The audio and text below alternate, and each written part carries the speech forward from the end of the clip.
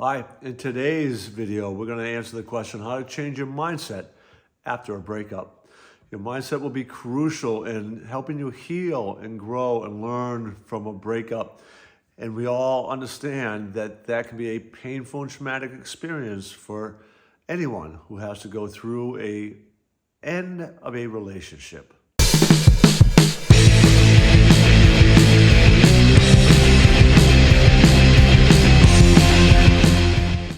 First part of this video, we're going to kind of delve into emotions and the importance of recognizing your emotions, acknowledging them, how to deal with them in a healthy manner. Then we're going to look at how you can reframe your thinking and what's going on with that. Third, we're going to look at the beliefs that you have about your relationship and relationships in general, and make sure that we get rid of any limiting beliefs and talk about establishing positive beliefs. In the fourth part, we're going to talk about the importance of practicing self-compassion and self-care, and then we'll look at a real-life example. So first, it's really important to acknowledge the emotions you're feeling. Identify them, name them, right? Identify whether it's anger, is it hurt, is it sadness, is it guilt? What are the emotions you're feeling? Is it relief?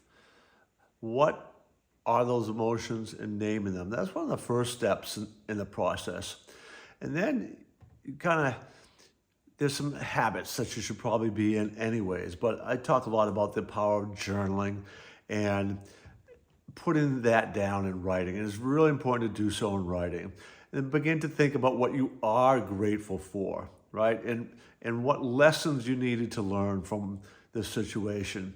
When you begin to put that down in writing and you think about it, and also acknowledge the importance of grieving, right? So in this process, that is going through those emotions, acknowledging the emotions, and then kind of letting go of them. So you don't have to hold on to that sadness and hurt and guilt and whatever that negative emotion is, right? It's processing it, it's acknowledging it, learning from it, and then moving forward. Those are kind of the essential steps of that emotional management aspect of a breakup that you really need to take note of and go through and experience and learn from that. It's stepping back and just kind of observing it almost as a third party. As part of this whole process of the breakup and the grieving, the managing emotions, you really want to begin to acknowledge what you are thinking and reframe any of those negative thoughts that might be placing blame on yourself, right? So if you're beginning to vociferate on negative thinking about how you were at fault, how you could have done this, you want to begin to be able to shift the meaning of that. You want to think about what the lessons were that you were really needed to learn from that, so that you move away from the blame game and just kind of think about how it's going to help you and impact you, improve you, and help you grow. Whenever we have any sort of traumatic experience like that, you need to be able to grow from it. Grow, by definition, means that you have to make some changes.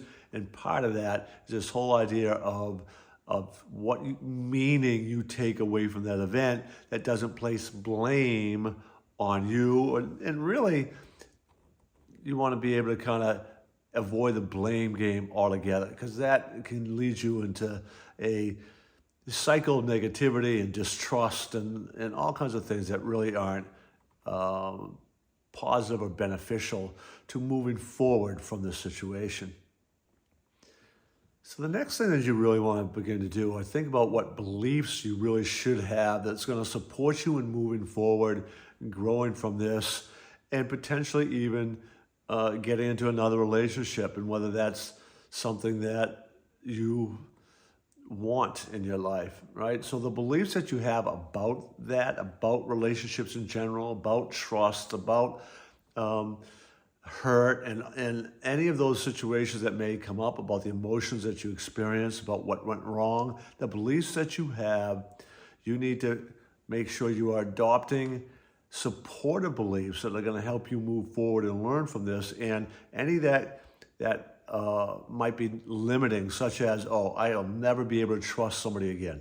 I will never be able to give of myself, share myself emotionally again. Those beliefs don't help you or support you. And if you are holding on to a belief like that, you need to be able to shift, reframe, let that belief go.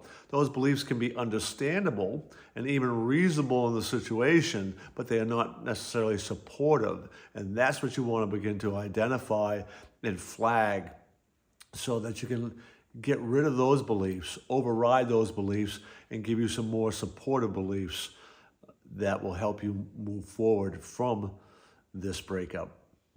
Lastly, I really need to kind of talk about self-care and how important it is for you to fill your mind with positivity. How you need to begin to think about all those positive beliefs about who you are as a person and about all the things you do well, the passion that you have in your life.